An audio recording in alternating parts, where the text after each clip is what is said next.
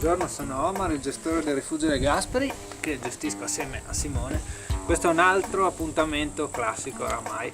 Cosa fare al De Gasperi? Oggi vi porto in questo pomeriggio di quasi autunno, dalla visibilità perfetta, a fare l'escursione fino al Passo Elbel, un'escursione turistica, escursionistica che possono far tutti e che può far parte di quell'anello che da Sappada percorre il Corbellini attraverso il Rifugio De Gasperi, rientra a Sappada attraverso il Passo Elbel.